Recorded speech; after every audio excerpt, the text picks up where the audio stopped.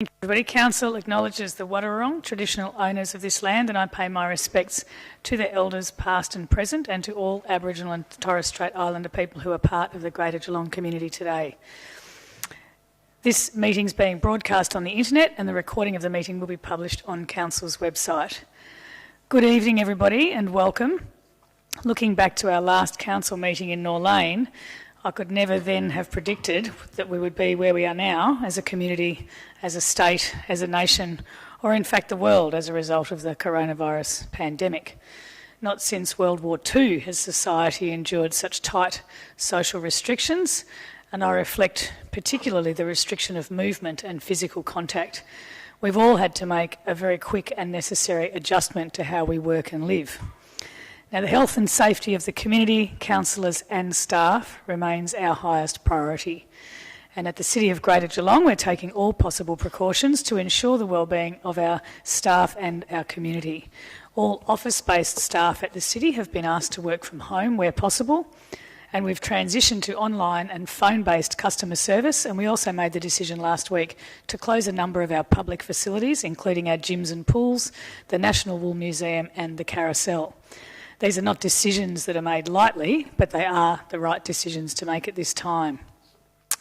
Now, we are closely monitoring new information as it comes to hand from the Department of Health and Human Services, and we're taking steps to immediately implement any state and federal directives relating to coronavirus. And I'd encourage you, all of you, to do what you can to help stop the spread of the infection, the virus. Follow the advice of the authorities, comply with the physical distancing requirements, as you can see we've done that tonight here, and keep up good hygiene practices. We all have a part to play now. And I know some of you will be disappointed that you're not in the chamber and are instead watching on the live stream tonight.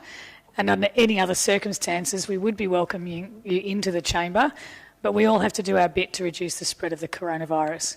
And taking into account all of the risks, the best decision we can make to protect you and also my fellow councillors and the City staff is to ask you to stay at home and watch online. So I hope you enjoy the meeting from the comfort of your own home. I don't want this to be all about what we have to stop doing.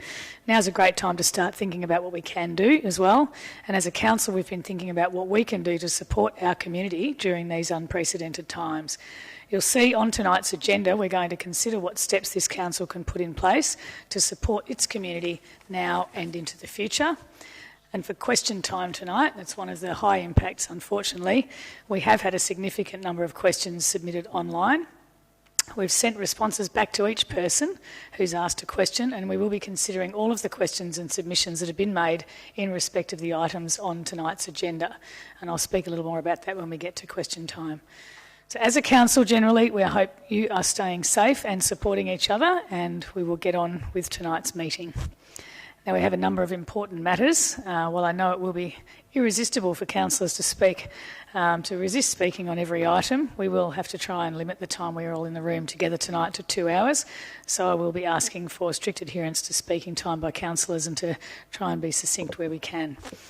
On to apologies. We do have an apology from Councillor Nelson this evening. He sends his utmost apologies for not being able to be here, particularly for the Hams Road item. Do we have any other apologies? No? Okay. Any leaves of absence from councillors tonight? I know I was planning one, but that's since been cancelled. Has anybody else got a leave of absence? No? Okay. Confirmation of minutes. Can I please have a mover and seconder to confirm the minutes of the council meeting held on the 25th of February? Thank you, Councillor Mansfield. Seconded, Councillor Contell. Thank you. All those in favour? Thank you very much. Are there any declarations of conflicts of interest in relation to tonight's agenda? If any conflicts arise during the meeting, please make them known. Now, with regard to public question and submission time, the local law allows for 45 minutes of question time, but as I've said, we are restricted to 2 hours in the same room at the moment. We've received the 27 questions online for the meeting. Even if you were in the gallery and wanting to ask a question, it's unlikely we would have had time to hear from all of you, but the team has prepared responses for all of them and everybody's been emailed. They've been emailed directly, so I don't propose to go through and answer each question now. And each councillor has also read the submissions and questions and the answers as well. But I will note who we've had questions from. We've had questions from Karen Wade regarding road boundary clearance, Pamela Pryor, community centre closures, Roman Gerpet around the Green Spine, Russell Hawken, the speed humps at the point, Barry White, Lara Fire Station, Michael Hellman about the Lara Fire Station, Sonia Van Hewitt around the sustainability framework and a couple of other questions, Gary Neal, food registration support, Jinson Matthew about public place sanitisation, Jan Calaby, Mount Dunedin native vegetation, and we've also had a number of people write letters and questions around the Hams Road agenda item, including Mark Viner, Janice and Alwyn Trigg, Terry Spronken, Tom Welsh, Mark Cooper, Helen Janner, Narinda and Brad Potter, Mark Spronken, Juanita Mountjoy, Ross Hayward, Mike Alden, Tina Kiss, Lucas McVeigh, Ross Carlson, Barry Mulholland, Jan Carlson and Dean Smith. Now, the question and the answer provided to you, or your submission, will be published in the minutes of this meeting, which will be available online by Friday.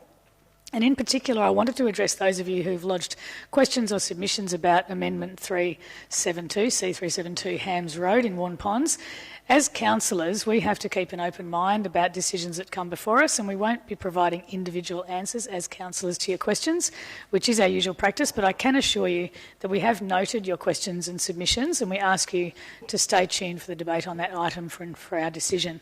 And this particular item has come to the chamber twice before, and many of the submissions have been heard before, so they're definitely going to be taken into account in the deliberation on this item. Petitions. Are there petitions to be tabled? Mayor Asher, I have a petition from through Russell Hawken at the Point Boulevard. Thank you, Councillor Mason, for tabling that petition. Thank you. Okay. We will now move into the reports. And the first item on the agenda is Amendment C 372 Hams Road, Warn Ponds, consideration of panel report and adoption, to be moved by Councillor Manane and seconded Councillor Harwood. Thank you. Councillor Manane. Thank you, Madam Mayor. We have an amendment, which I believe we have. Okay. Second the amendment, Councillor Harwood. Yep, thank you. Thank you, Madam Mayor. Madam Mayor, this council could have kicked this matter down the road like has happened with past councils and just wait for a decision from a future council. The concern that we had with this approach, the current Community Ward councils are concerned that an acceptable community outcome may not be achieved for our residents if we leave this matter in abeyance for some future council. When we picked this matter up, we were dealing with an application for a 400-lot subdivision. This amendment brings the number of blocks down from 400 to 214.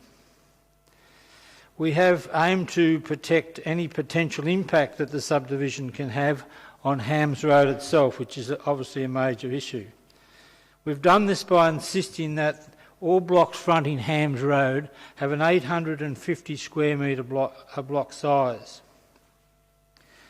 Blocks of this size in new developments close to the city and close to a railway station are very, very rare in today's market. And consequently, we believe these blocks will be eagerly sought after. The purchasers will build very valuable homes upon these blocks, matching the homes on the northern side of Hams Road. There is also a 60-metre visible and practical green strip entrance into the estate, leading directly to a 0.9 hectare park, which that park in itself is linked to further green space. And there is a shared pathway along the southern side of Hams Road, which actually exceeds the requirement under the Planning Act. So this now is a very, very different offering from what was originally proposed. In fact, the density on this estate is very generous. Now, with the limitation of only 412 blocks, it comes down to 12 blocks per hectare, and the state planning guideline is 15 blocks per hectare. So it's a very, very generous allocation in terms of density consideration. The public open space, therefore, is also very generous. with a great entrance into the estate, a very, very generous central park, and because of the nature of the reserve that runs through the estate, a very generous green space from one end to the other. As I said before, the offering that this estate now provides is very different from what was previously proposed, and when we first started with the negotiations. We've listened very intently to the views of the public, and it is because of those views that we've been able to secure a totally different offering in this estate. And the vision expressed by local residents in past months of it not being a favourable estate are now very different. We'd also like to take this chance to thank the developer for his cooperation with the community.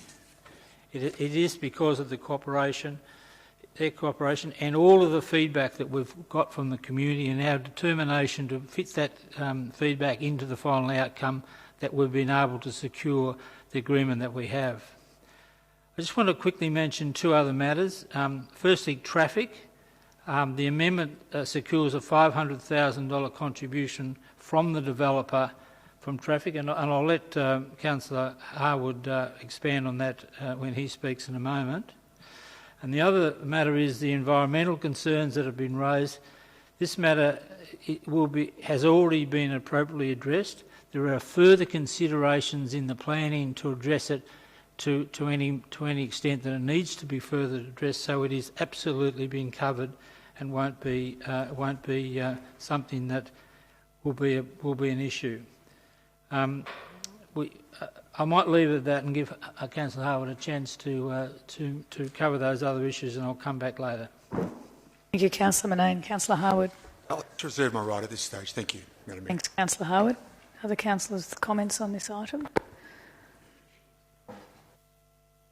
Councillor Contel. Just a very brief comment, if I could. I've tried to familiarise myself with this the best I can. I've taken a drive past, and certainly I guess what I would suggest is that we've had quite a number of emails and phone calls and correspondence from concerned residents. So there's no doubt that it's probably disconnected the community somewhat in that area, and the people are very emotional about why this shouldn't go ahead. So certainly taking on board a lot of the correspondence that we've received, and I'll be considering that when I make my decision, I guess. Thanks, Councillor Contel. Councillor Aitken. I'm going to vote against the motion that is been before us, but Councillor Nelson's not here tonight, but I actually sympathise very strongly with Councillor Nelson's views on this issue, and also reflect the strong community opposition that there is for this particular amendment as well too. Councillor Nelson has represented his community, and the community strongly said that they're opposed to this proposal simply because this is not Armstrong Creek. It isn't a new area. This is an existing area where there are significant lot sizes and residential standards that actually exist, in amenity that exists in that area, and this proposal actually significantly bastardises that and reduces it down to 400 square metres and less lot sizes.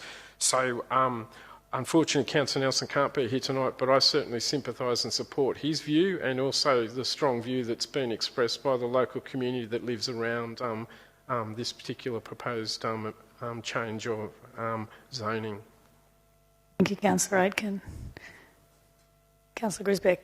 Thank you. Just a quick, because we don't want to be here for all night. I think the sheer weight of numbers of emails and contact that we have from residents down there, I think every second email that I opened in the last probably week or so has been regarding this topic. So I think I'm a bit with Councillor Contel around trying to differentiate in my brain about which way to go. So I am sitting on the fence at this point as to how to ensure that we're listening to the community but also doing what is right. So I'm still halfway there, Mayor Asher. Thank you, Councillor Grisbeck. Councillor Mason. I'll try to be very brief, Mayor Asher. I know that there's been a great deal of work being done into trying to soften this proposal, and I'm really impressed with the amount of work that's been done. It is a state and city policy to have increased housing density and diversity, and I think that this has achieved that. Thank you, Councillor Mason. I must say I tend to agree. I think the amount of work that's been done on this particular development has landed it in a place that is fair. I know that there are issues around traffic and concerns as well, but I actually think that's a separate issue in this case. That's my view. Any other councillors? Councillor Murray.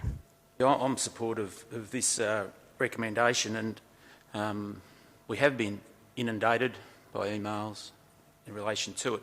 But we have to take a view, and it's hard to compare it with the Hams Road site or the Hams Road development that there is present. There's some of those blocks are 2,000 square metres, and my understanding of it is that the developer, when that was developed, had trouble selling. So he increased the size lots to 2,000 metres, then put an overlay on it so that it couldn't be reduced in size, the block size. So you can't compare it for years later to this development. And I think that's what the argument the residents are telling us. They say, well, look at the size of the blocks we live in now. Don't build smaller blocks across the road. But times have changed. Times have changed, and we, as a council, we talk about greater density and closeness to railway station, which this is. So we have to fall in line with our planning policy, don't we? We have to fall in line and reduce the block sizes to what they are. And this has been a great result from what it started out at. 400 lots down to 214, I think, 214. And so the councillors and the developers, everyone involved has come to the party to get to this. And I think it's if you've been out and had a look at it, and then if you drove around the other estates, there's actually no parkland, there's no green strips in those other estates that these residents live in now. They will be going to this estate for their walks. That's where they'll be taking their kids, to this parkland and the green strips, because there's none in the estates that are close by. So I mean, as a council, it's our responsibility to abide by the planning policy that we have. We're the ones that should be pushing this. Yes, so I'm supportive of this. So. Thank you, Councillor Murray. Well said. Councillor Mansfield. Thank you, Madam Mayor. I'll be very quick. I just wanted to thank the ward councillors for the efforts that they've put into trying to get a better outcome for the community out their way and the concerned residents around this application. I think, or this amendment, it's. I think there's always going to be, issues that aren't perfect for everyone. You're never going to keep everyone happy, but I think you've really done a great job at getting a better outcome for the community. I still have some reservations about aspects of this, but I think this may be the best outcome we're likely to get for this, and on balance, I think I'm inclined to support it. Thank you, Councillor Mansfield. Any other comments? Councillor Sullivan? No. Councillor Howard. Thank you. Thank you for the comments around the table. I actually spoke with Councillor Nelson earlier this evening, so I'm not too sure where Councillor Aiken's coming from in some respects. Councillor Nelson was actually down to move this amendment, this particular item tonight. So, but he's not here to elaborate any further. Quite simply, this has been, I guess, a very difficult proposal to deal with. We've had extensive community consultation, of which the ward councils have attended quite a number of sessions with the residents and with the developers, and it wasn't good early. There was quite a lot of, I'd probably use the word disrespect from the developers to the actual residents and their concerns that were expressed. But we have managed over time, with 3 deferrals and continued discussion with the officers, to get to this particular point today of almost halving the original number of lots that were proposed there. So that in itself, I can't remember another application of this size to be halved when we're coming to make a potential decision. As I say, we've worked very closely with the community, listened to their concerns, increased open space, reduced lot sizes, taken on board a number of traffic concerns. They remain. There'll be extensive works done in and around the Hams Road, Gazipur Road intersection. A roundabout is proposed, but we'll also argue strongly in relation to the potential construction of lights there. So we'll see where that takes us, but we're not completely locked in there at the moment. I'd like to think that, again, we can look at the best outcome for that area, and we will continue to work with the residents in relation to traffic issues that are raised on Gazipur Road. Gazipur Road is one of a number of roads in and around that area now that is experiencing higher traffic movement, as is other roads through there, in particular around the Armstrong Creek area, and obviously Horseshoe Bend Road is another one that is now experiencing high traffic movement. It's important to remember that as councillors, we're elected to make decisions, to make sure we listen to our community for what the concerns are and try and address those concerns. And once those concerns have been listened to and addressed as best as we possibly can, we then need to make a decision. If we don't make a decision, it's likely that the state government may make a decision over the top of us. And I would suggest that we would not be getting this particular outcome if it was left to the state government in some capacity. So we don't want that to occur. We're going to hopefully work with this proposal this evening and get the best possible outcome we can for the residents of that area, and hopefully in time people will adapt and adjust, and it will be a complement to the area and not an issue as being some of the concerns that have been raised. Thank you. Thank you, Councillor Harwood. Councillor Manane to close. Thank you. I'll just reiterate the point I made is that the further we got into this, I think the further we came to the realisation that it was important that we get to a decision, because if we left it, there could be a much worse outcome, either from a future council who didn't go to the extent that we've gone to, or as Councillor Harwood said, the state government just coming in and overriding all of these concerns. So this has been an exercise of us really listening closely to the community and negotiating strongly on their behalf to get the best possible outcome we can for them. We took on the responsibility. I know not everybody's going to be happy, and that's probably, we have to wear that, but our overwhelming desire and outcome was for the interests of the broader community to make sure that they got the best possible outcome they can get. I think the work that's been put in by ward councillors have achieved that, and as I say, I think it's going to be a really good offering to the market in due course. So I implore my fellow councillors to support it. Thank you. Thank you, Councillor Manane. We'll put it to the vote. All those in favour? Those against? Thank you. Carried. Given the community sentiment around there, can I call this division? Absolutely. Those in favour? Councillors Manane, Harwood, Sullivan, Mason, Grisbeck, Asher, Mansfield and Murray. Those against? Contell and Aitken. Thank you. Okay, item 2. Amendment C401, Community Care Accommodation, 120 Russells Road, Mount Dunedin. Consideration of submissions to be moved by Councillor Harwood, seconded Councillor Manane. Thank you, Madam Mayor. Another issue that has raised a lot of community voice out in the Community Ward and in Mount Dunedin. Again, this is in relation to a community care accommodation potentially to be constructed in Mount Dunedin. There is an existing one in the Surf Coast Shire area, so there's one nearby. It's a difficult proposal insofar as the proposed women-only community care is proposed to be on vacant farming zone land, and we're looking to take this to an independent panel for approval by the Minister for Planning. But the concerns have been raised around the activities in and around the area, what it might mean to have such a facility nearby. Although it is a rural area and the residents aren't that close to the potential site, but there is concerns about some of the activity that may occur there.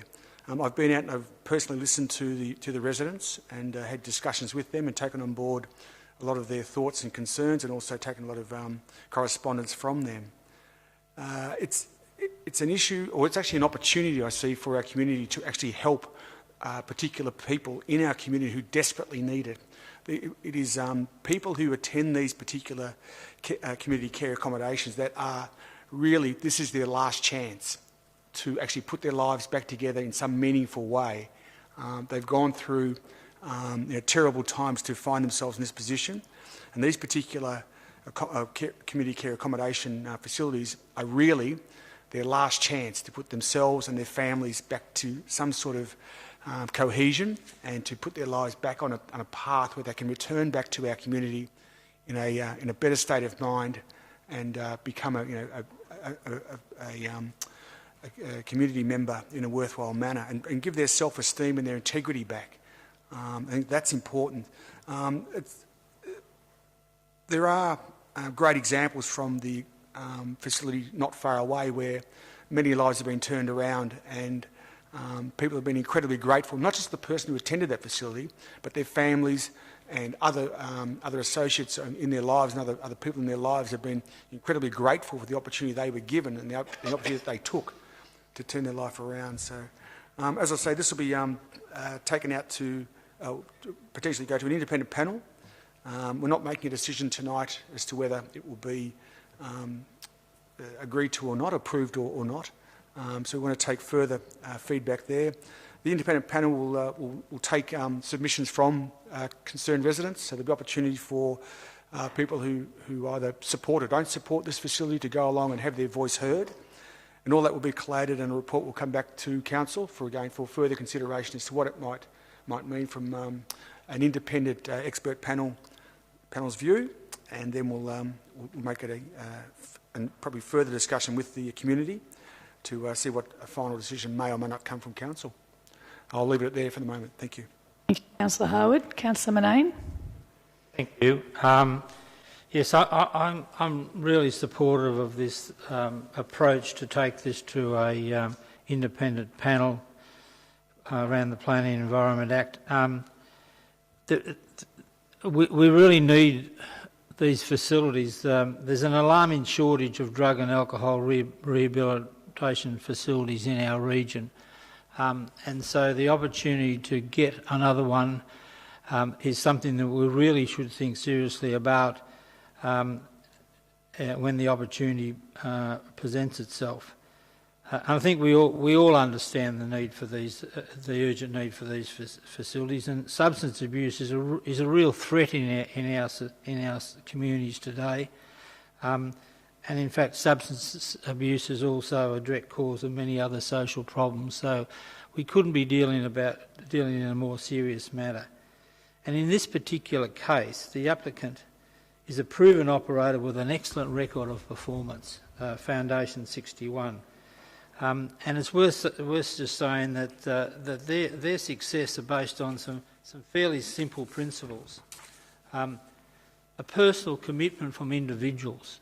This is not a drying-out facility where clients go there under substance abuse. These clients have moved on from that, and they've made the personal commitment to get their life back in order. That is the clientele that go to these organisations, to this facility. They're very strong on renewing family ties because they see that as being a key to success, and they put a lot of work in upskilling people so that they can get a job after their time at Foundation 61. So it is a real, this particular operator has got real purpose in his approach, and that's why they have such success out there at Foundation 61. Madam Mayor, I understand that people don't want drug and alcohol rehabilitation facilities as their neighbour. I think we all understand that. However, if we all take that approach, where do we build them? That becomes the issue. And as I've said before, this is a community problem. It demands a community solution. And so I think it's appropriate that we get the best possible advice that we can So the idea of going to a state independent panel who have experience and expertise that outside of our region and see how these matters have been dealt with can bring good advice and counsel to us. So whilst we may have strong views one way or the other at the moment, I think that additional guidance will be very helpful in dealing with the matters that are presented to us. So I think it is absolutely the right course of action for us. So I'm recommending we do it. Thank you, Councillor Manane. Councillor Mason. Thank you, Mayor Asher. I too have visited some of Foundation 61 facilities and been most impressed with the work that they do. And I have to say that I'm disappointed that the not in my backyard syndrome, NIMBYism, remains in this region. And it's not really conducive to a caring community, especially in these times. In addition to that, there are significant and environmental values that I've been advised exist in this area. So I also support the idea of an independent panel taking a good look at this and this council receiving advice after I've given it careful consideration. Thank you, Councillor Mason. Any other councillors? Councillor Aitken. Thank you very much, Mayor. So, look, this actually is another good example presented before us. There is some local opposition to it, but the greater good is actually that we should be supporting the project. Rick and his team out there do a fantastic job, as other councillors have mentioned. It's a desperate need that's required in the greater Geelong community. There are limited opportunities for this to actually occur. We actually have a not-for-profit organisation that's prepared to actually take on this responsibility into the community, and therefore it is appropriate that we support it and encourage it to be presented before the Minister and put a strong stamp of approval on it as councillors for the impact that it will be making in our broader community. Thank you, Councillor Aitken. Councillor Mansfield. I support the recommendation here. I appreciate that there are people out in our community who are concerned about this sort of facility being built. I think it is really emblematic of the fact that people with substance use issues face an incredible amount of stigma. When we all think about it, we probably all know someone with a substance use issue and you go, oh, well, but they're okay. And these are the people who are, members of our families, our work colleagues, our neighbours. We're surrounded by people who have, many people in our lives who have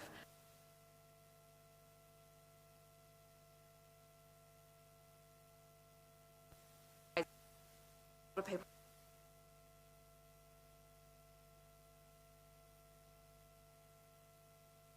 A lot of the time the evidence shows that once these facilities are built, the communities around them, a lot of their fears are allayed because they really,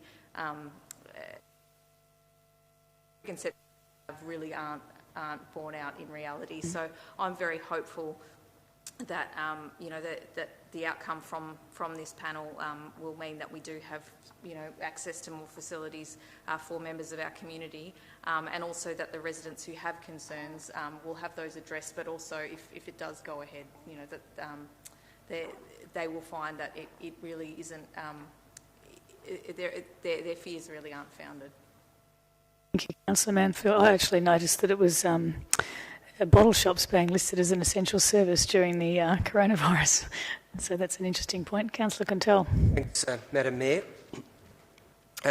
Look, I've had quite a number of phone calls and correspondence on this one as well. And I agree with Councillor Harwood that it's not necessarily about people having the NIMBY approach. It's people have fear of what this may be and may not be. We're not actually supporting or not supporting this tonight if we approve or adopt the recommendation. In fact, what we're asking is for us to get the Planning Minister to appoint an independent panel and allow them to assess. And I think it is worthy of that. It should go to that level of scrutiny, and that's what I'm supporting tonight. It's not the project itself, it's that the independent panel have an opportunity to look at all the submissions and that all those that have concerns and fear of of what could be, have the opportunity to express those and have those addressed.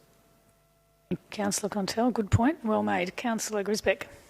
I was trying to figure out how to articulate my views, and Councillor Mansfield has probably articulated them the best, so there's no real need to repeat that. I think this is we all do know someone in the community or someone within our family that has these types of issues, and these are the types of environments that we need as a community, and I'll be supporting this motion to go out to exhibition.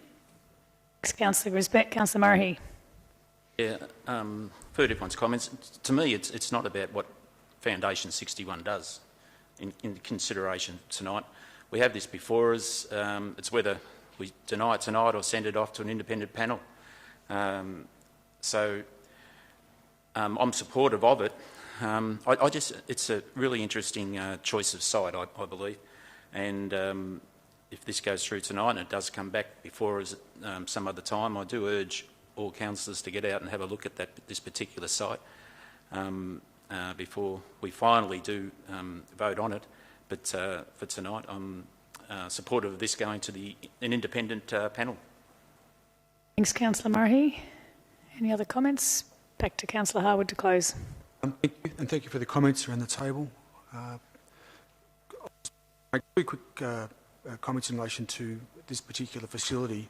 Yes, it's going to an independent panel. Yes, we'll take that advice, but in a former life, a former career, these facilities were absolutely desperately needed, and since they've come in to our community, the impact is substantial in changing people's lives. So I just make that comment.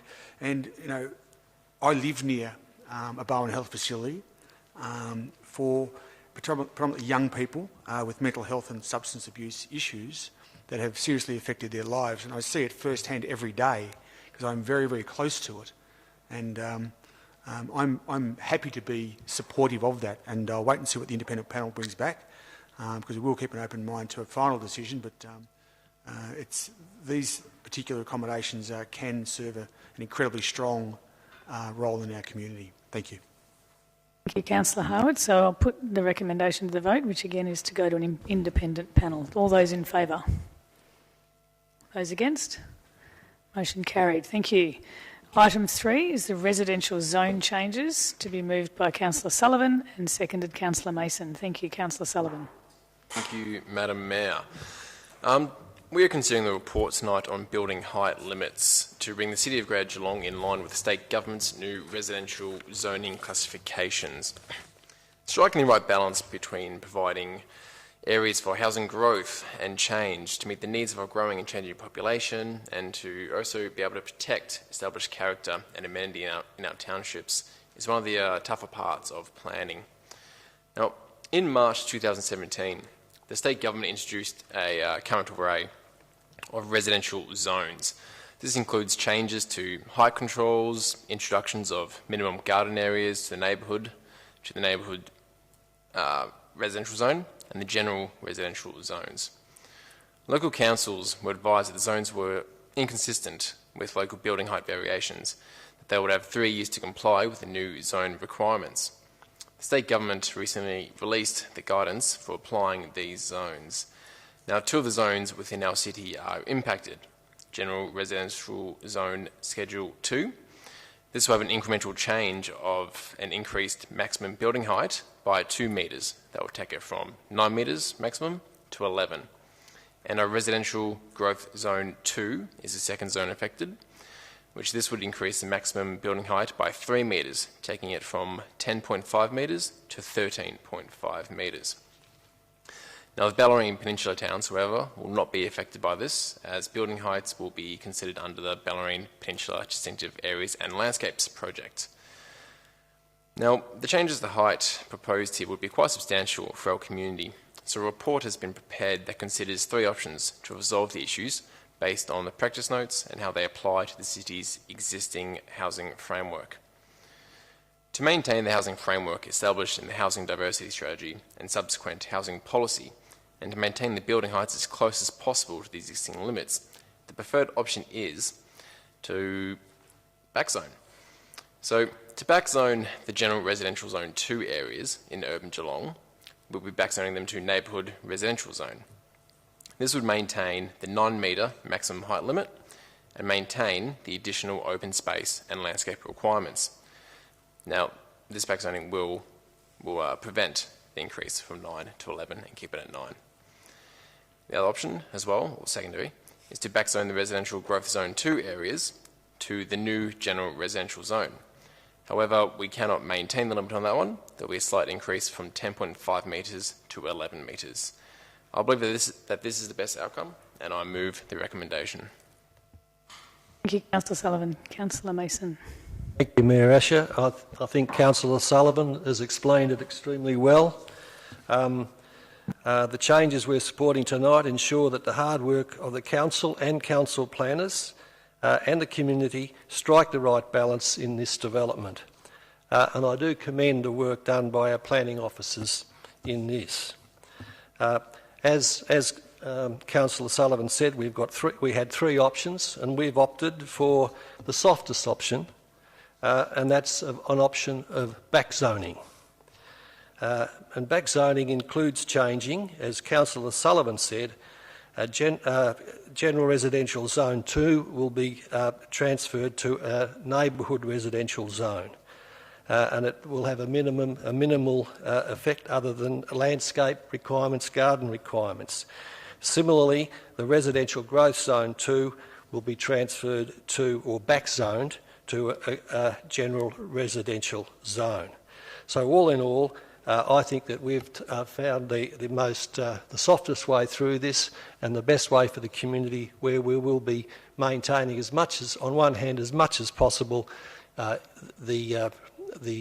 achieving the aim of increased diversity and density, and at the same time managing the character of the city as we've always decided it should be. And this is consistent with the plans that we've made in earlier days. Excellent. Thank you, Councillor Mason. Do we have any other comments on this item? No? Back to Councillor Sullivan to close. Thank you, Mayor Asher. Essentially, what we're doing here is that the current zones we have, the height's going up, so we're just knocking down to a lower zone so we can maintain the heights that we find acceptable today. And I move the motion. Councillor Sullivan, put it to the vote. All those in favour? Thank you. Those against? Carried. Okay, item 4 is the Shared Trails Master Plan, to be moved by Councillor Mason and seconded Councillor Sullivan. And I believe you have an amendment. I have an amendment, and I will move the thing together, please. Thank you, Councillor Mason. Councillor Sullivan, you happy to second the amendment? Okay, go ahead, Councillor Mason. Thank you. Mayor Asher, we Bellarine councillors began our tenure with aspirations for a Shared Trails Master Plan, and I'm pleased to report that we have now such a plan. Madam Mayor, we wanted to identify opportunities to improve and expand the Shared Trails network and to ensure safe connectivity to key places where people live, learn, work and play. And we wanted to prioritise improvements to the Shared Trails network and ensure they are appropriate based on an objective, evidence-based approach. This involved a multi-criteria assessment where residential density, function, connectivity, cost, tourism, safety and health benefits were all considered. Furthermore, a shift of trips from private vehicles towards shared trails has a direct positive impact on the environment and vehicle emissions. Higher levels of shared trail use result in cleaner, less polluted local environment. So this plan is not standalone. It is built on the city's guiding document, a clever and creative future, and other key documents such as the Municipal Public Health and Wellbeing Plan, the Shared Path Management Plan, the G21 Road Transport Plan, and the Greater Geelong and Bellarine Tourism Development Plan. Madam Mayor, we also had extensive community consultation in July and August last year. We had 8 pop-up sessions in Lara, Corio, Highton, Geelong, Leopold, Port Arlington, Armstrong Creek and Ocean Grove. In addition, there were 5,400 online engagement. So the study area extends across the whole municipality and includes off-road components of the principal bicycle network, on-road, off-road components of the strategic cycling corridor, and other trails and paths that form essential parts of shared trails network, but are owned and managed by external stakeholders. And these include the Bay Trail, the Barwon River Trail, the Bellarine Bayside Trail, the Bellarine Rail Trail, Cowies Creek, Hovels Creek, Ted Wilson, Tom McKean, and the Ward Ponds Creek Trails. In addition, the Midland Highway, the Bellarine Link, the Drysdale Bypass and the Barwon Heads Road are all, other than the Drysdale Bypass, which is under construction. The others are under planning, and we've discussed in depth with the stakeholders. The plan also applied a gap analysis approach, network gaps, and trail deficiencies. For example, the off-road Bellarine Rail Trail between Geelong and Queenscliff has existed for many years. While there are few deficiencies, there are plans for some upgrades, safety measures and improved amenities. This is an east-west corridor. However, there are no north-south connections between Ocean Grove, Drysdale, Curlewis and Port Arlington. Here, there are large network gaps. There are no safe paths for adults and children to commute off-road to these locations. There are many other gaps, and on the Bellarine, such as St Leonard's to Drysdale and Ocean Grove to Point Lonsdale. There is no trail, also from Geelong to Barwon Heads. Now, similarly, gaps have been identified throughout the municipality, such as in the north, the Ted Wilson Trail to the proposed northwest Geelong growth area and Lara Railway Station to the Yuyangs. The eastern suburbs access to the eastern existing networks and the Geelong Surf Coast Shire. In general, we will need improved network wayfinding and signage, seating, toilets, drinking fountains, bike repair stations, end-of-trip facilities and car parking. This all aligns well with our council plan, a clever and creative future. It meets multiple community aspirations, a connected transport network, a destination that attracts local and international visitors, and a healthy and socially connected community. It satisfies our public health and wellbeing plan and social equity principles. We'll have a healthier, safer lives and a more active community and a boosted economy. And I strongly push the motion. Thank you, Councillor Mason. You timed that to perfection as well. Well done. Councillor Sullivan. Thank you, Mayor Usher. And thank you, Councillor Mason. You've done a fantastic job moving the recommendation there. Yeah, you've covered all the ground there. This report really just seeks the Council to adopt the Shared Trails Master Plan, which is a 10-year plan aimed at creating a fully connected network of shared trails across our region. The plan sets out a prioritised list for the building of new trails where we had network gaps, filling missing links and upgrading the existing trails where necessary. Now, upgrades and new trails could include the widening, surfacing improvements and addition of supporting facilities. But if the master plan is adopted, high priority connections will be considered in the coming budgets, and that is what's important when we get this project moving. The aim of the proposed network is to connect key places where people live, work, learn and play, which will increase physical activity, increase the number of people commuting by bike, and increase the region's appeal as a destination for active tourism, which has health, social and economic benefits. And I'm proud to be seconding the motion. Thank you. Thank you, Councillor Sullivan. I'm just going to cast my memory back to about 2 years and 4 months ago. I think we're about a week into our term and the three Bellarine councillors sat down and said, what is the most important thing we've worked out for our community? And we had network of trails, linkages to those trails, and we actually wrote next to it a quick win. And an easy win, and it's been 2.5 years of very hard slog, and the officers have put in a power of work, so we really appreciate that. The original intent was about connecting townships through cycling paths so that people can commute and use the paths for recreating as well. So, yeah, well done, and I'm very supportive of this motion as well. Councillor Quintel. Thanks, Madam Mayor. Look, certainly a significant report, and and I appreciate and acknowledge that the Bellarine councillors have had this on their agenda for some time. And as we're aware, it covers a lot more than just the Bellarine. There are many tracks and trails and paths that this has in the report and identifies improvements. I'm feeling a bit uncomfortable about, once again, the process that we've used, and we've seen it on a number of occasions. We've seen it with the Western and the Southern link of the better bike connections. We've seen it with Mallopp Street in the past. I'm fearing that we might see it with Packington Street UDF, where we do go out for consultation, and we saw this significantly with the Western and Southern links. We go out for consultation, we do a reasonable job gathering the information from the community that we're seeking feedback from.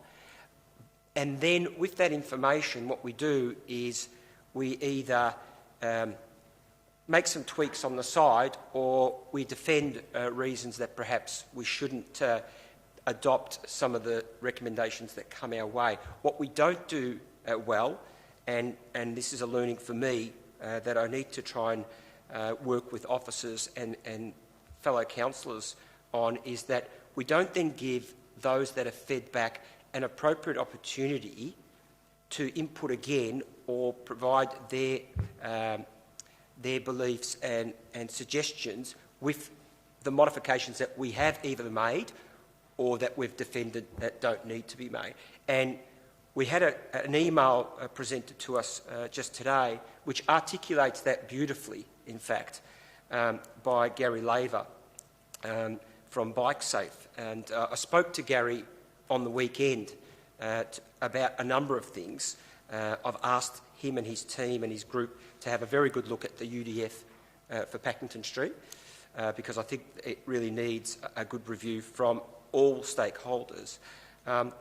And Gary has articulated pretty much what I've just said, is that yes, we ask for input, but then that input sort of goes into a bucket and we don't do much with it, or at least those that have provided the feedback don't get another opportunity to justify their recommendations. Now, here we have a group that represents a large number of cyclists, and it's called Bike Safe, and yet we're being encouraged not to adopt tonight's report. I feel really uncomfortable about that, because the last thing I want to be seen as is the councillor that's anti-bikes, because I actually am not, and I've said it on a number of occasions, and I've cycled more kilometres than maybe many. I am going to support the report, but we need to identify that this is an issue. We're now at the table adopting it, not giving those that have fed back any opportunity to justify. So I appreciate there's opportunity to talk about it at the budget, but that's not proper consultation. That's 11th hour. Thank you, Councillor Contell. Councillor Harwood. Thank you. I think this is a great report that's come to Council. I think it's a great opportunity to further expand our region, which is becoming quite well known for our walking, cycling paths. A lot of work has been done in thinking to the future of how we will further connect our community, and I think that's a really great effort by our council and our community to look at the importance of that walking and cycling paths that will bring communities together. I guess I would use these paths every week, a couple of times a week on a few of them. I'll just make a couple of quick observations, in particular as you go around the Bay Path and you come around to Rippleside and around to, St Helens and around to Rippleside.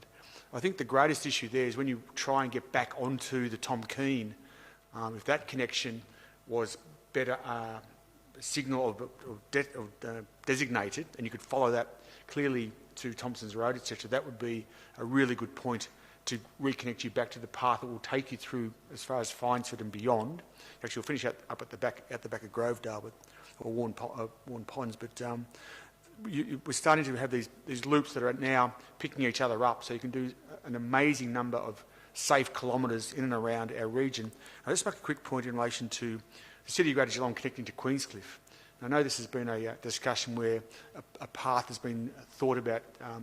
I believe it may take in some of the dunes area, which is obviously very sensitive and would create some community discussion. But I think that also, we have the bike trail as it exists today, which is fantastic. I think if we were able to have a path that went from particular Ocean Grove into Queensland and looped around, I think that would be another huge complement to the area, and especially in relation to tourism. Bike tourism is a huge industry today, and we look at different parts of northern Victoria, particularly around wineries, which we're now booming on the Bellarine with. I think it's a huge opportunity to again connect these wineries with walking and bike paths. So I think it's a great master plan. I'm really looking forward to what will come out in the 10-year plan and how we will implement that as a council with community feedback. There's always different groups with different ideas and different thoughts to put into the pot. They get considered and hopefully a result is gained that benefits everybody or benefits the majority. So I look forward to this, and I think it's fantastic work that we're doing, and it is one of the great components of our health and wellbeing plans for our community. Thank you. Excellent. Thanks, Councillor Howard. Councillor Manane. Thank you, Madam Mayor. Just looking at this, some of the pretty pictures in this report, I'm just looking at one lady riding her bike down the trail, another guy looks like he's on a fairly aggressive walk, and then another lady strolling along with her dog. And, you know, I put it to you that if there could be any positives that come out of the crisis that we're currently all experiencing here and around the world, perhaps it is a very, very clear message that us as human beings need to pay greater attention to and priority for our own personal health, and the role that physical activity plays in that outcome. Today, more than 50% of the adult population in Australia and Geelong do not do what is considered the minimum amount of physical activity on a daily basis, and as a consequence, obesity and a whole lot of pre-obesity diseases are commonplace in Australian communities, including Geelong. So the subject of this report, this master plan, the construction of these shared trails throughout our region can be and will be a major asset for the improvement health outcomes for the people in our community, and the sooner we get them, obviously, the better. And clearly the next part of this phase is to encourage greater use of them, not only for the physical connection, but the role they can play in us improving our health. Thank you. Thank you, Councillor Manane. Councillor Aitken. My contribution to this debate, because there's been a lot actually spoken, a lot of people are questioning the Mayor. I want to question the Mayor as well too on this issue. The Windermere councillors who are regularly forgotten, we've actually also been fighting to try to connect our isolated communities since we got elected. And ultimately, this is actually about trying to connect our isolated communities in Geelong. The reality is our rural community has no capacity to be able to get to Geelong apart from a car. Our isolated small townships that we have in the Bellarine and in the northern part of Geelong actually are in desperately need of this significant community infrastructure. And the other point I wish to make, this is not about cycling, in fact is much more broader than that. This is actually about shared trails. A very big issue for Kylie and I in the shared trails that we're certainly pushing for the northern suburbs is horse riding, and that's why the terminology is used for shared. I know cyclists have a problem with sharing this type of infrastructure in our community, but I can assure you that people want to walk on the shared trails, they want to run on the shared trails, they want to use their wheelchairs on the shared trails, and they want to use these significant community infrastructure to be able to link the outlying areas of Geelong with Geelong. And this is a fantastic document that actually gives an opportunity to do that. And I'm very pleased as a councillor that represents the largest rural area in Geelong and some of the most isolated communities in Geelong, that this community infrastructure is going to provide a lifeblood and a vein to ensure that those people have safe and appropriate community infrastructure to be able to connect to the urban parts of Geelong. So well done on the shared trails, and make sure everyone gets an opportunity to participate in them. Great point. Thanks, Councillor Aitken. Councillor Mansfield. A lot of really good points have been made. I'd just like to lend my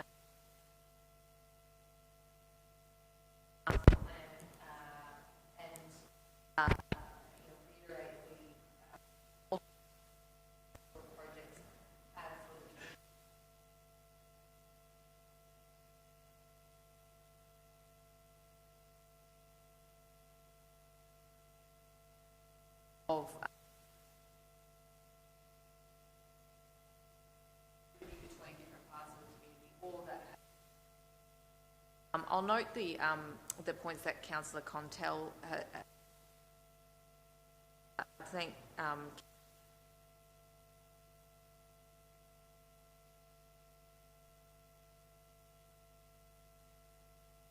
that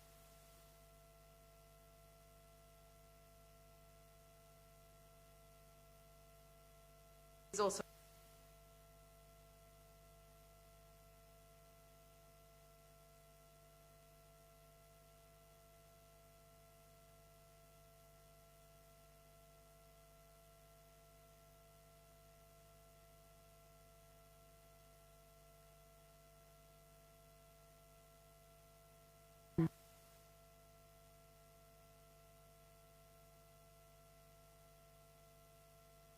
Very good point. Thanks, Councillor Mansfield.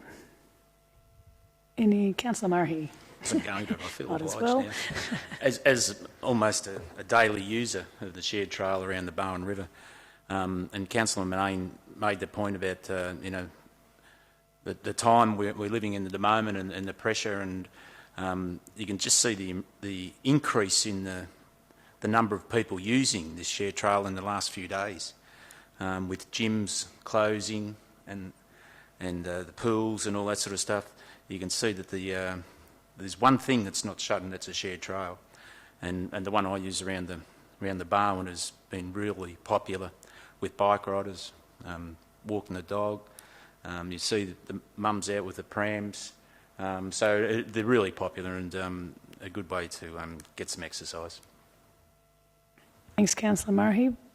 Back to Councillor Mason to close. Thank you, Madam Mayor. Well, we've had a very rich input from almost everybody on this, and I do take note of what Councillor Contell said, and we were reminded by Gary very late in the day today, and I'm pleased that everybody's been able to come on board with the amendment, which we've tried our best to satisfy that need.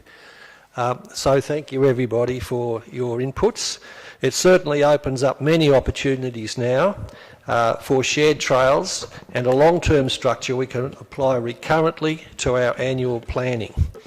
Equally, I'd just like to very quickly point out that some aspirations will be quelled for quite some time now. The shared paths along Lake Victoria and Buckley Park Reserve, for example, won't be considered for again. Neither will be the Swan Bay foreshore areas and areas along Hovels Creek and other environmentally threatened areas. But indeed, Madam Mayor, we have plans already. We have already contributed to the Barwon Coast Community Management for the delivery of a shared path along the 13th Beach Road from the existing path at the Western Car Park to the Surf Lifesaving Club. And there are other priority projects which will be referred to the budget, such as the business case for the Shell Road corridor, the eastern suburbs north-south connectivity, and the Ted Wilson Bayside Trail and the Tom McKean Trail. And we also want to deliver education programs, finder strategies and end-of-trip facilities. So all in all, we're all so pleased with this achievement, and I do commend the officers for the work that they've done, and we're now looking forward to some great results. Thank you, Councillor Mason. We'll put the motion to the vote. All those in favour? Thank you. Those against? Carried. Great work. Item number 5 is the 2020 to 2021 grants, to be moved by Councillor Aitken and seconded by Councillor Contell. Thank you, Councillor Aitken. I wish to move an amendment recommendation to the officer's recommendation, which is presented before the councillors here. So it has a total of about 10 different statements and clauses in. I won't read all of those out. Can I just check we've got a seconder for that amendment? Yep, all good to go. Thank you, Councillor Aitken. Thank you very much, Madam Mayor. Look, the grants program is actually a good part of our responsibilities that we have in the City of Greater Geelong, and it does assist our community to no end. I should flag, though, that our grant program actually could be one of the casualties of the crisis that we're now experiencing, in that we may actually make a decision in the future to change these to become recovery grants for when we do come out of the COVID-19 crisis. But at this point of time, we do need to establish what our grants framework will actually be. And some of the recommendations that have been put before us by the officers should be supported, and others should be reconsidered. Some of the things that councils have actually spoken about, and everyone's contributed towards these particular amendments and changes, is that we're probably too early in our grant guideline phase to be specifically removing and making projects ineligible. It's only been 12 months since we made a major reform of our grants program by essentially opening them up 12 months ago to private land and private-based organisations. And the suggestion to also now exclude social housing, healthcare, primary, secondary and tertiary institutions, although good intended, it actually has significant consequences for our community, and it really does mean that we're not having a merit or competitive-based grant process. We're actually excluding some organisations and activities to be eligible for grants from the City of Greater Geelong. And like a good little example is St Joseph's Cricket Club, which is a not-for-profit sporting club, is actually based at the school site, and under the terms that have been suggested to us, which is the removal of which was primary, secondary and tertiary institutions are ineligible, essentially they could be ineligible to be able to apply because they do have a link with the school, but they are not-for-profit and they are providing sporting activity on a school site location. Some of the other amendments include that we're trying to find a balance with our big projects that come before us, and also trying to trying to limit some of council's funding. And the suggestion that's been put forward is that the maximum you can actually apply under a capital grants program is $350,000, which if we put a cap of if the project's more than $3.5 million, that means that council's maximum that they're contributing to a $3.5 million project is 10%, and I think that's a reasonable amount to actually consider. And 3.5 isn't a large amount of funds for some of the projects that are actually brought before us. But the most significant part of what I want to speak on in my remaining time is a historic decision that council possibly is making tonight.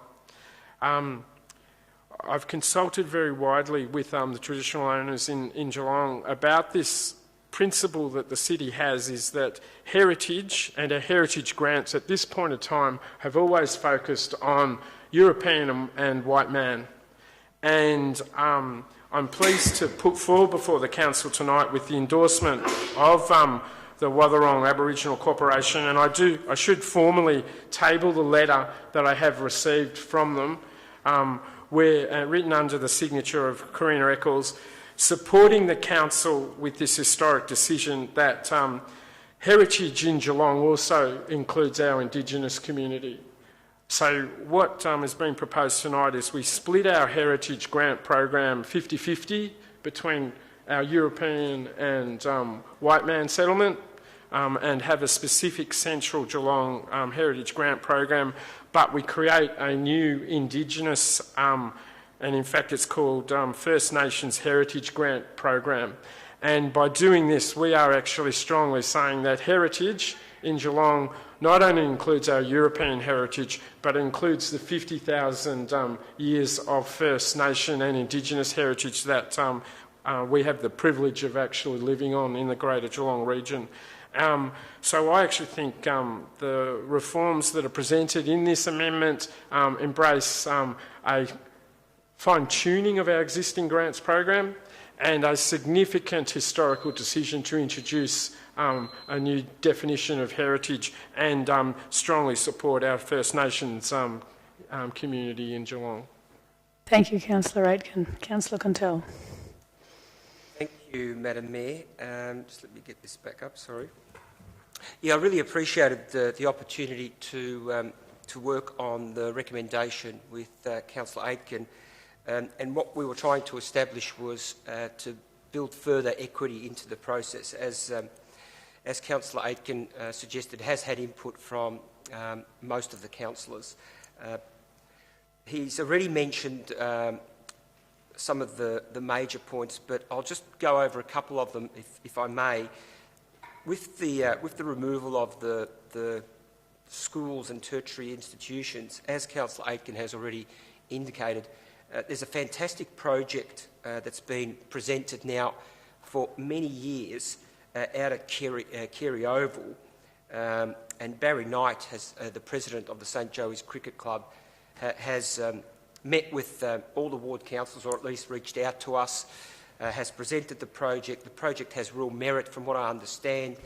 Officers supported as well. But under what has been recommended, that project has no ability to get over the line whatsoever. And unfortunately, it's the community that actually misses out as a result of that project not being able to go ahead, because they have great participation. They've got a footprint that is continuing to grow with attendees, but they're being reduced in their capacity to be able to grow further and offer services to the community because of not being able to be on the same platform that most of the other sporting organisations are, community sporting organisations are in Geelong. The other point that Councillor Aitken mentioned that we've changed is amending to make the capital projects in total costs at a cap of 3.5 million rather than 1.5. Now, to the layperson, that may sound like a significant amount of money, but for instance, in the Brownbill ward, as an example, there is a club called Karaya Soccer Club, which is, has been a club providing football opportunities for young and old for many, many, many decades. They've had very little spent on their facilities over the years, other than the chivapi that they've been selling and trying to patch things up. And their project now, because they haven't had any funding for such a significant amount of time, is a project to develop the club rooms and change rooms and female-friendly change rooms, is circa $3 million. Now, that club has no ability to be able to raise that money, and through our grants program, nor can we support it because it's too large a project. The whole idea of the grants program was so that clubs and organisations didn't have to continue to go to councillors to try to get their projects put in through the budget process. Yet here we're restricting that, and what that does, it brings all of those projects back to the budget. So we're hoping that what we've achieved here will be appeasing most that are in the chamber today. Thank you, Councillor Contell. Have we got other comments on this particular item? Councillor Mansfield. I think most of the councillors around here would know that I've been a strong supporter of the concept of a grants program to improve transparency and accountability. I think we've seen it recently at the federal level what can happen when you don't have clear guidelines that are followed for grants programs, and when it comes down to individuals' decisions about what is and isn't important. But the challenge that then arises is ensuring that the criteria achieves the outcomes that we really would like, and it's important that we continue to review these. I'm supportive of the changes that have been made, but am mindful that no matter what criteria you set, there may be unintended consequences. There will always be groups who are better able to submit applications that they've just experience in doing it. They might have more resources to put towards doing it, and they're just better at getting grants. I think the 7.1.5 amendment about capping the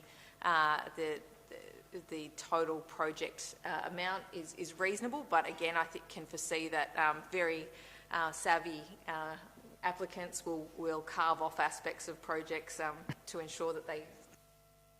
I think we'll I agree that if we remove social housing in particular, given it's one of our real focuses as a council, and some of those other areas, again, it could lead to other problems that have been highlighted by fellow councillors. So I think an ongoing project for us as a council, and every subsequent council, will be ensuring that there is equity achieved through our grants program, and that we are making sure that all those in the community who have worthwhile projects are having a fair opportunity to get access to some funding from us. Thanks, Councillor Mansfield. Councillor Mason. Thank you, Mayor Asher. I applaud the sentiments of this motion, and I understand that in time review may still occur. However, as chairman of the Heritage Advisory Committee, I'd just like to point out that it is part of our heritage strategy already.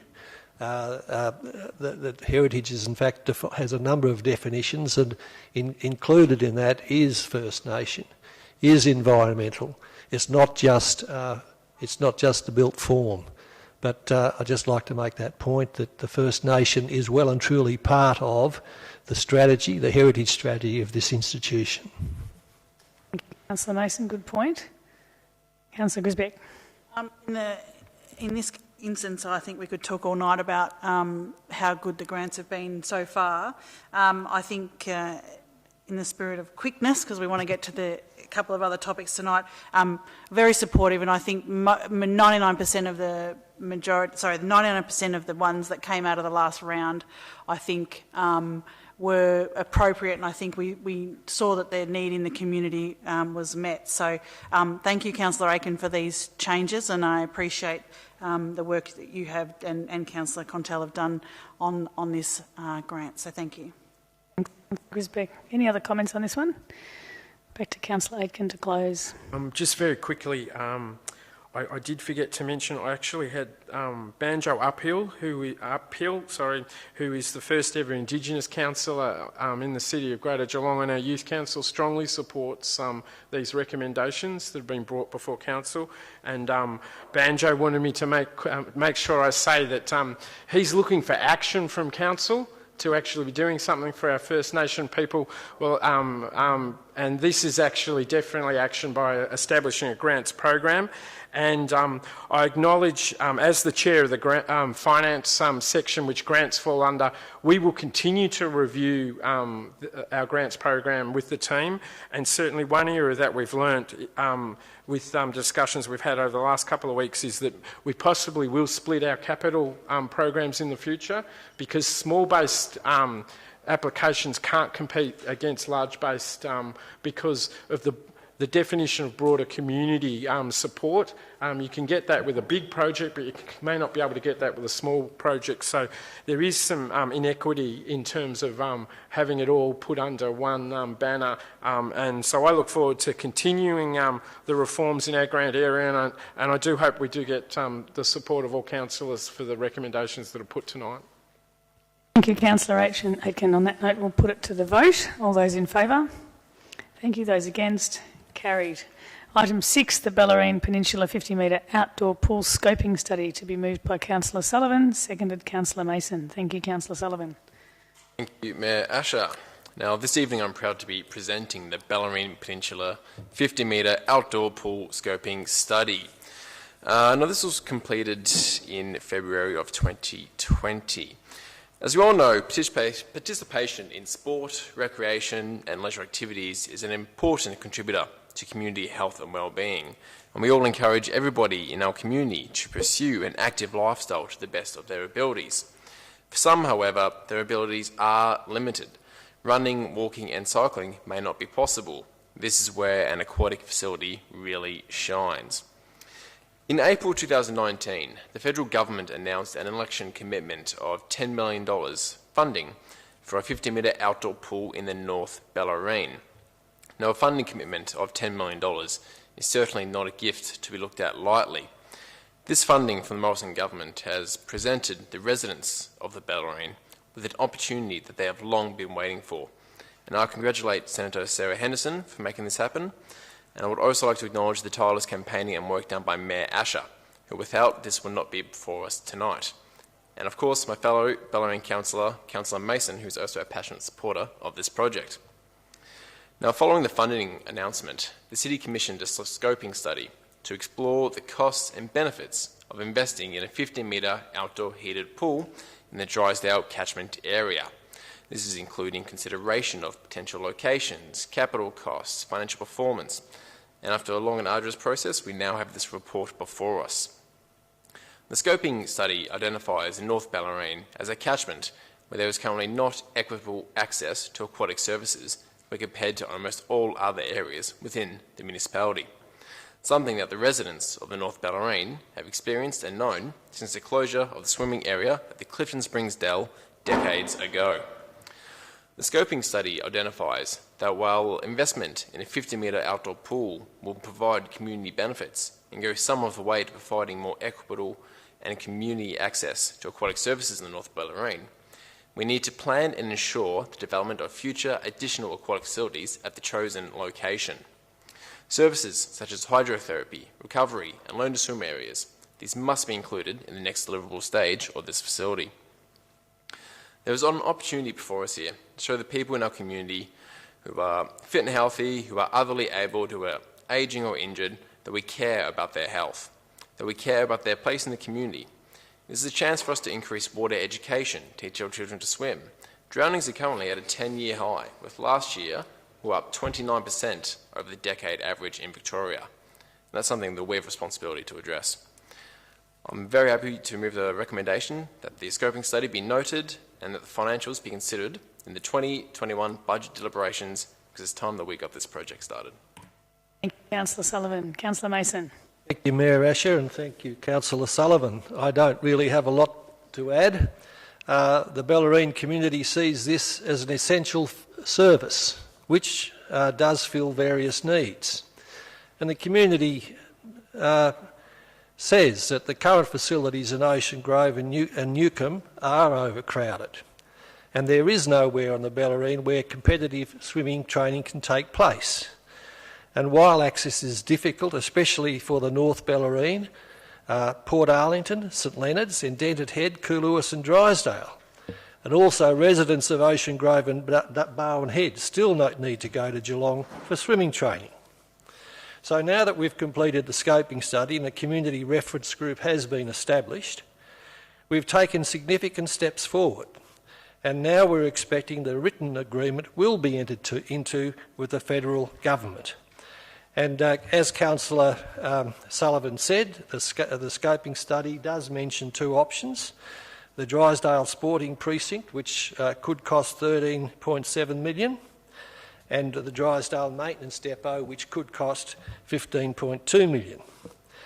This scoping study also notes advantages and disadvantages of a 50-metre pool in its seasonal or annual operationality, the operating temperatures and the available facilities. And of course there will be other costs. The study showed a range of approximately $9 to $30 per swim visit on the current population. But it also points out that in 20 years' time, the projected growth of the Bellarine Peninsula is an extra 70,000, and within that, an extra 38,000 around Drysdale. So, Madam Mayor, these aquatic services and facilities must be able to meet a range of needs within the community, and it's clearly held by the community that opportunities must be left available in the design of such a pool, which will allow future ongoing development and provide a range of fitness and health facilities. Madam Mayor, this feasibility study was undertaken according to the guiding principles of the social infrastructure policy and found that there will be substantial community benefit, and I endorse the recommendation. Councillor Mason. Councillor Aitken. Thank you very much, Mayor. Look, I want to congratulate the Bellarine councillors, because what they've got is they've got the federal government supporting them to build a aquatic facility. They've got the federal opposition supporting them to build a aquatic facility. They've got the state member giving her verbal support to build the facility. And if you just look to the northern suburbs of Geelong, we've got an aquatic facility that's ends of life, which doesn't have the support of the federal government. It doesn't have the support of the federal opposition. It doesn't have the support of the state government. It doesn't have the support of the state opposition. In fact, it has no support from anybody except the city of Greater Geelong. And so I commend and support the development of this facility in the Bellarine. I just express my strong disappointment and anger that you look to the northern part of Geelong and there's not 1 cent for that community out there to be able to do exactly the same thing to what the Bellarine community is wanting to be able to do now. We have an aquatic facility that is at end of life. It will have to be closed at some stage. We have developed a very significant community hub which will bring great pride and joy to the northern suburbs, and we have not got 1 cent or one level of commitment from any of our political colleagues, but everyone's falling over themselves to help build this pool in the Bellarine. Thank you, Councillor Aitken. Councillor Harwood. Mayor Asher, I commend the work done by the councillors down in the Bellarine. I mean, it's been a discussion for some time, a northern Bellarine pool. I just make the comments in relation to the cost. $10 million is a fantastic start, but I do agree with Councillor Aitken. It would have been probably better received if it was in the north, where it's there's a greater need, I would suggest, overall.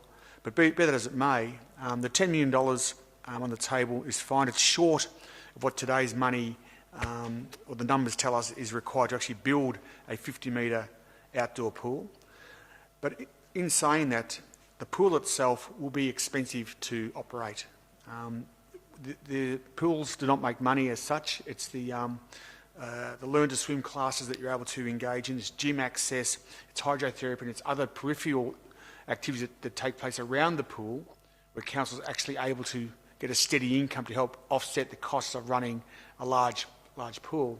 And we don't have that factored in at the moment. I hear there's some conversation about being able to build a facility that we can add on in the future, but I dare say there will be some strong financial pain early days while we step build. So we just need to factor that in.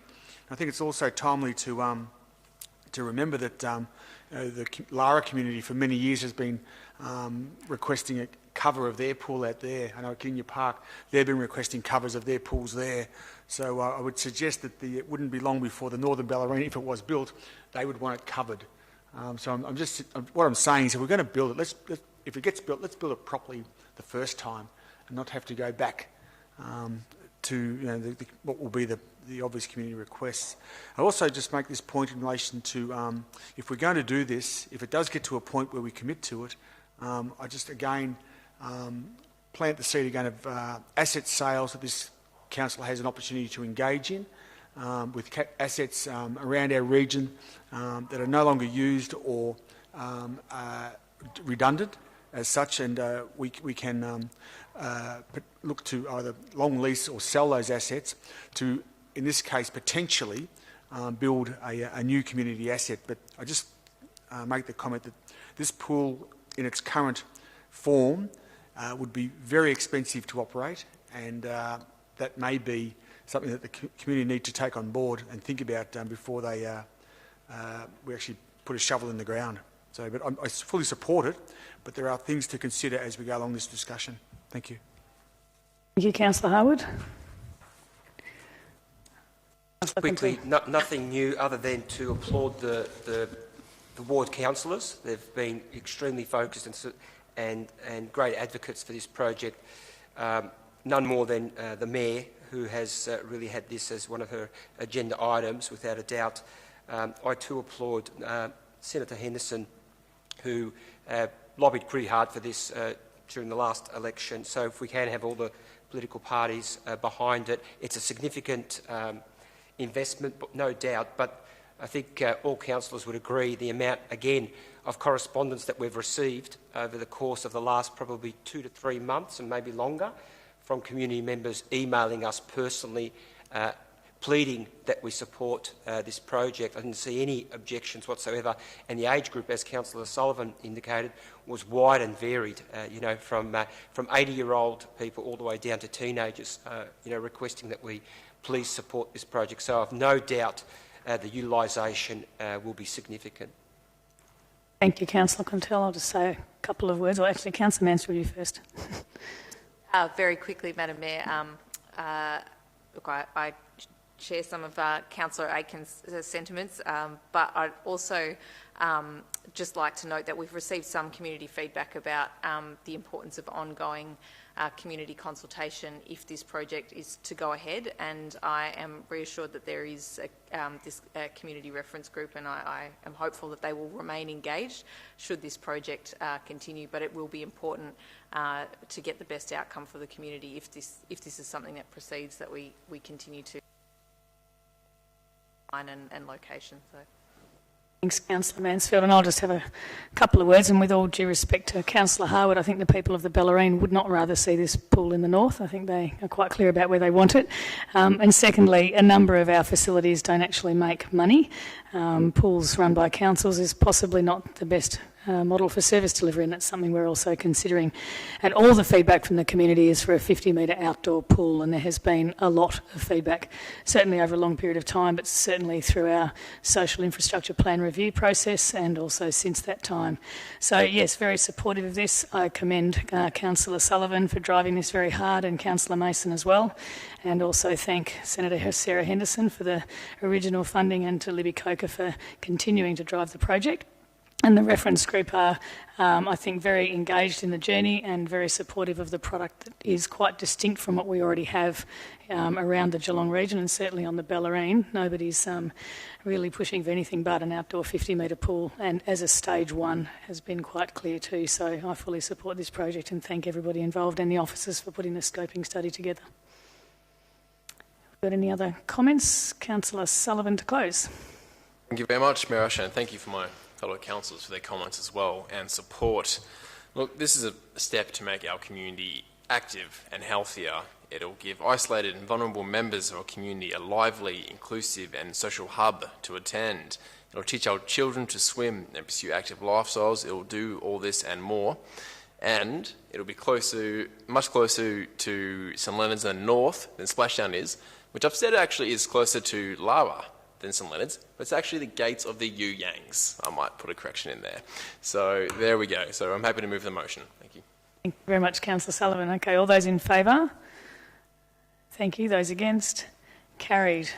Okay, the final item is the Audit and Risk Committee summary report to move into confidential. May I have a mover to go into confidential? Councillor Mason. Seconder, Councillor Grisbeck. Thank you. All those in favour? Thank you. And those against? Okay, now we move into the notices of motion. We do only have 25 minutes, so we'll keep it pretty quick.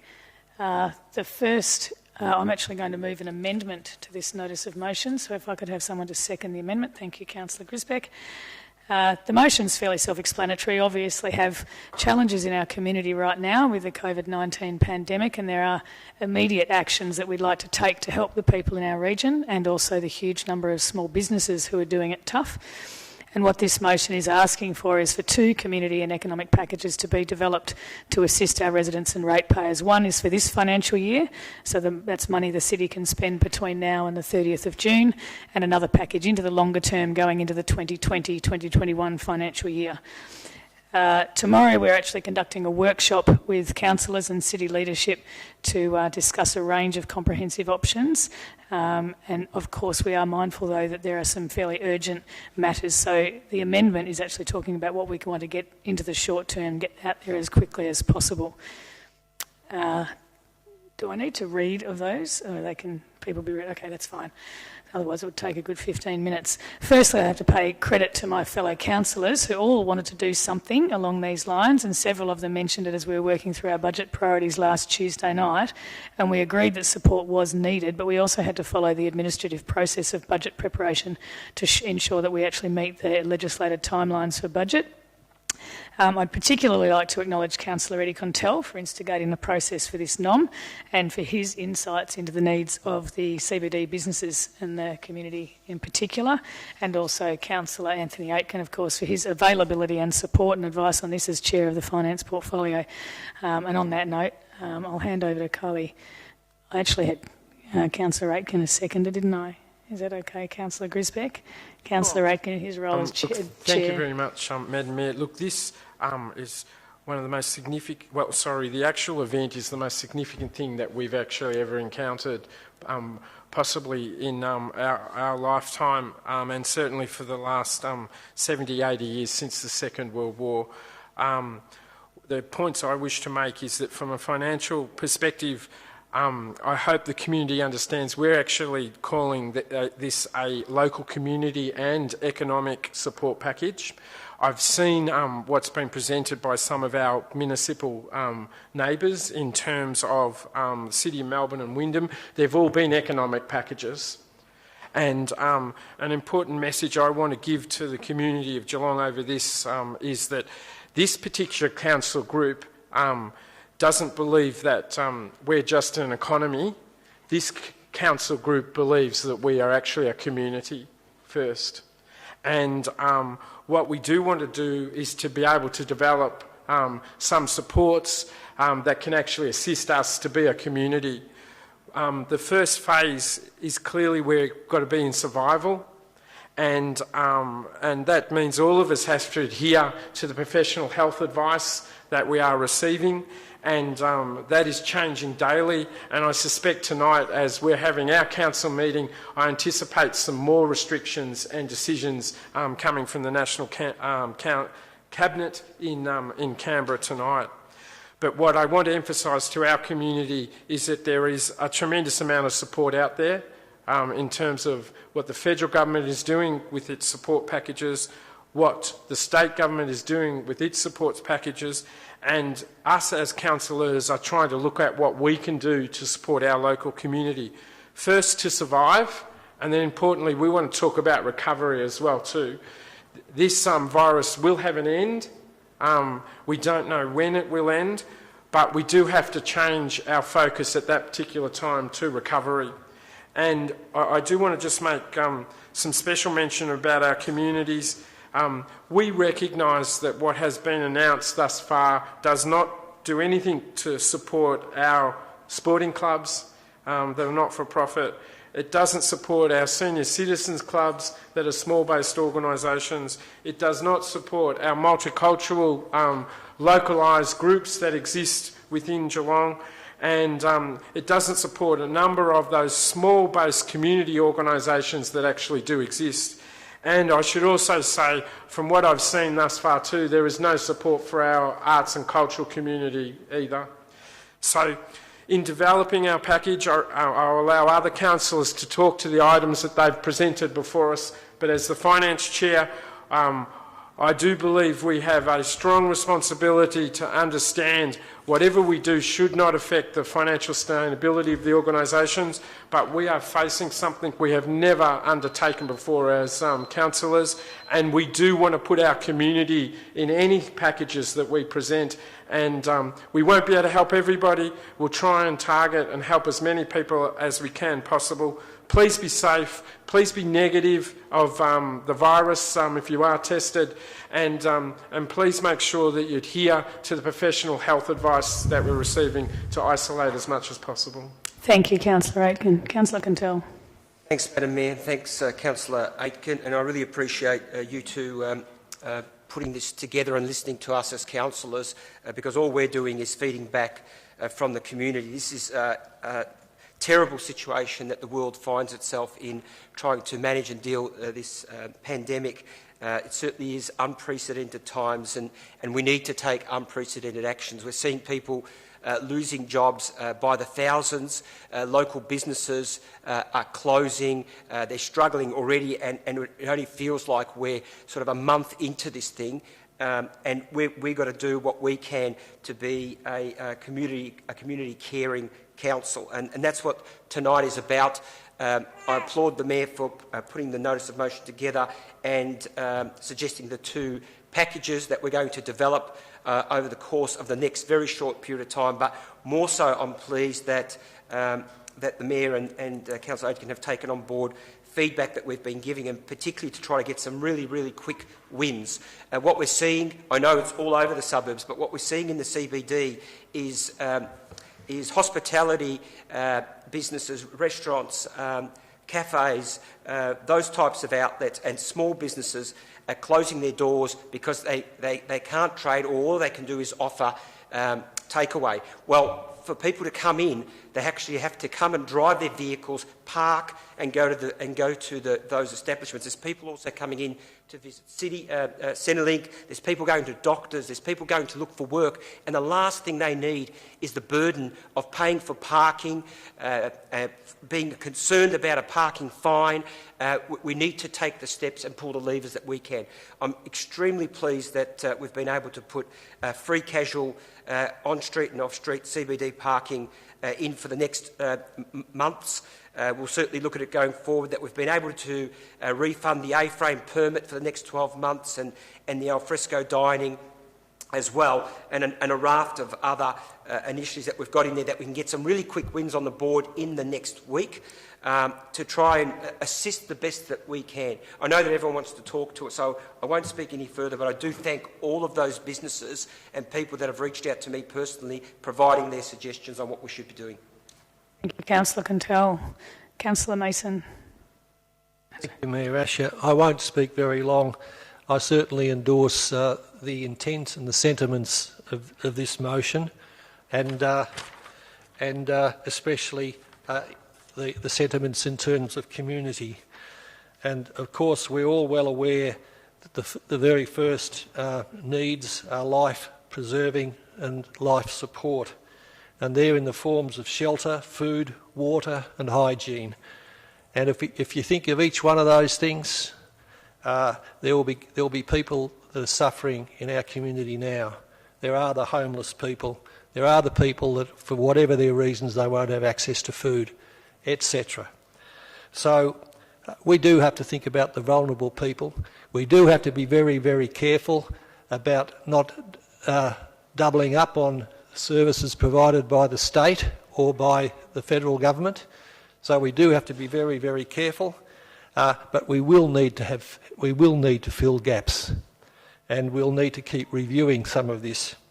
And one thing that we might have to review in terms of the parking is you can't park for free all day because there are other people that want to use the parking spots. So anyway, I fully endorse the sentiments of this motion. Councillor Mason. Councillor Grisbeck. Thank you, and I will try and be quick. Look, I've heard a lot from the community via different methods than what we're used to, online, phone, and look, thank you to the Mayor and to the CEO and to the executive team. I think leading in this difficult time has probably proved quite challenging, but I think everyone has done an amazing job to get to where we are within the short period of time. What I will say is that, Councillor Aitken, we are supporting community groups and we are supporting senior citizen groups by waiving rental and fees on community and sporting grounds within the city from the 1st of March for 6 months within this first tranche. What I will be looking for in the next wave of packages is things like supporting parking within the CBD around those particular places like hospitals.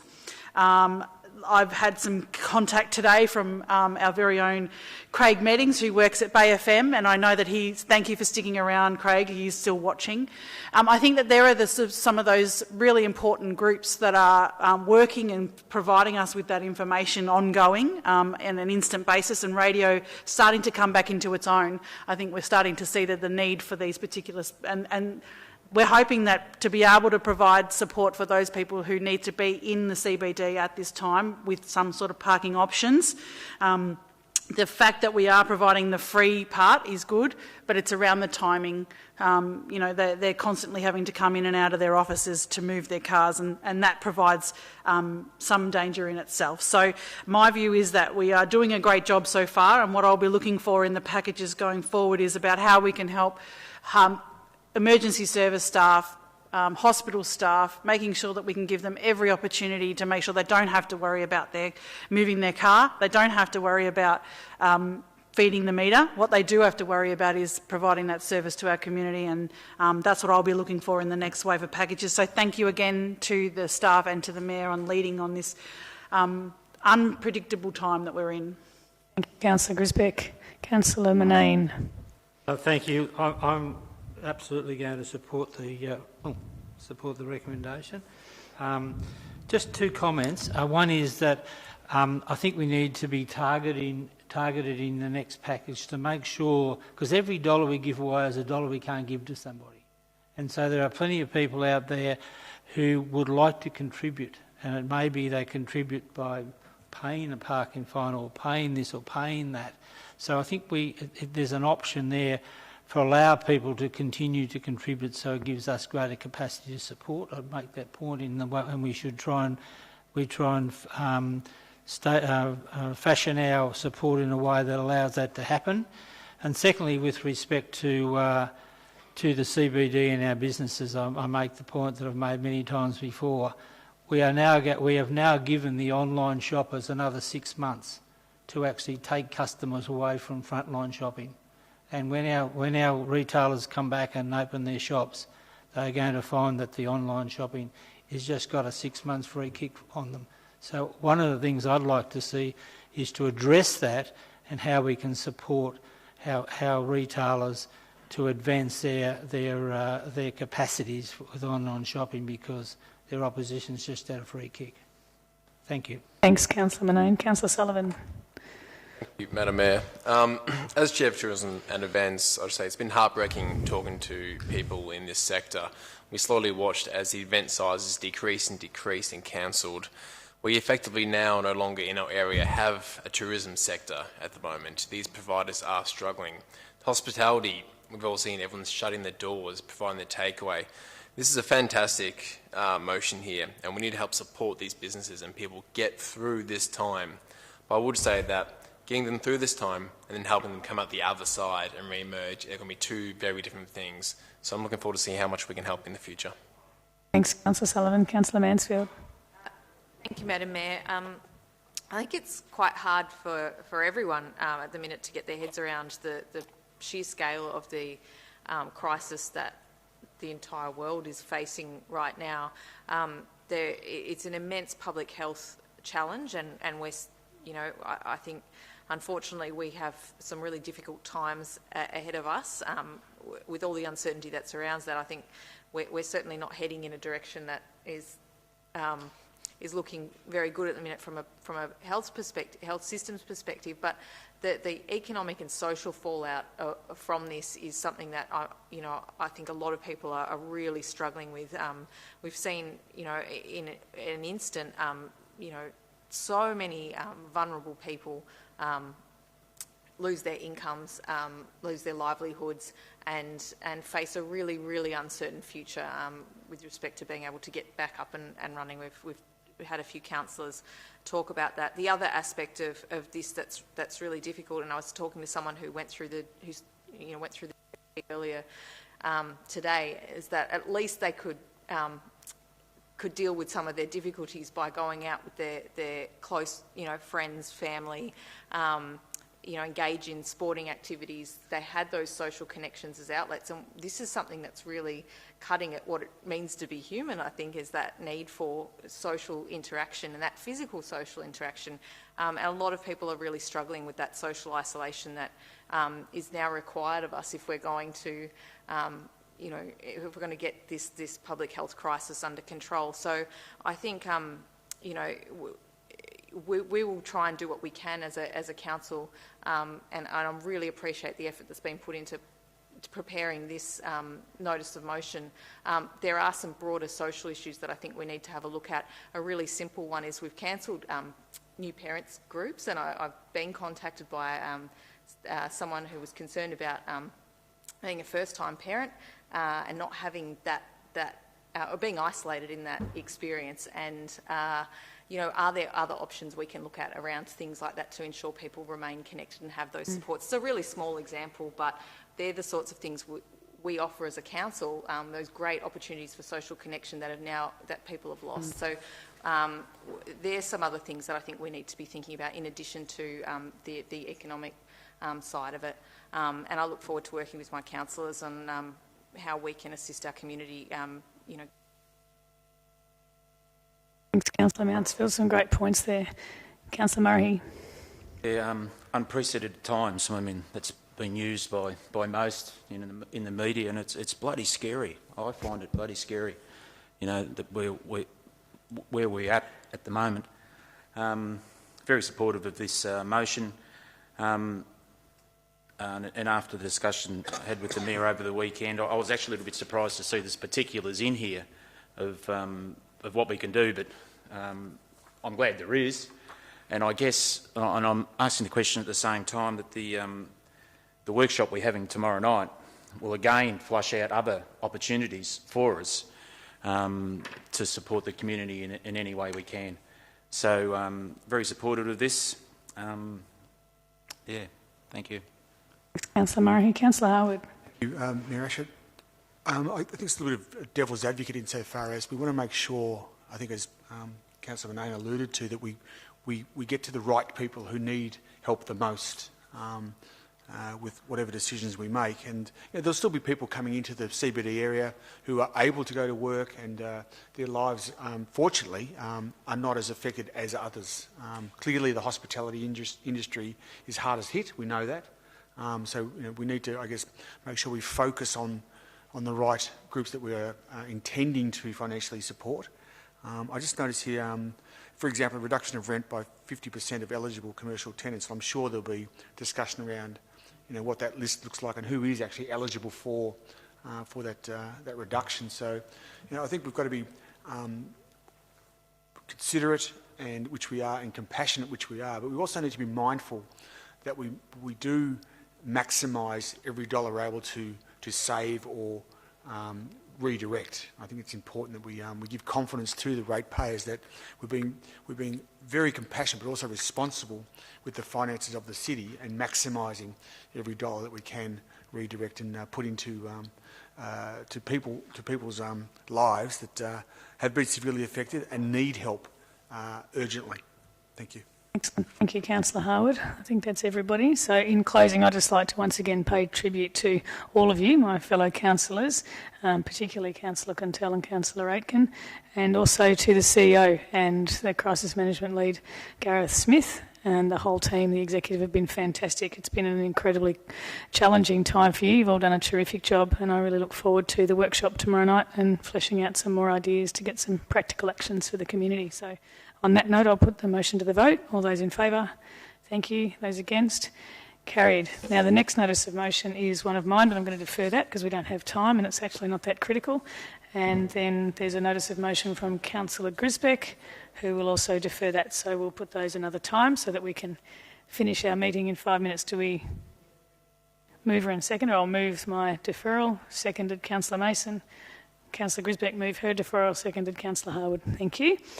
Okay, so now we go into Assembly of Council. Can I please have a mover and seconder? A mover, Councillor Quintel, seconded Councillor Murray for the Assembly of Council. All those in favour? Thank you. Those against? Carried. And Section E, Planning Delegations. I need a mover. It would have to be Councillor Sullivan, and a seconder, Councillor Grisbeck, for the Planning Delegations. All those in favour? Thank you. Those against? Carried. And now we need a mover and seconder to close the meeting to the public. So moved Councillor Sullivan, seconded Councillor Mason. All those in favour? Thank you. Carried.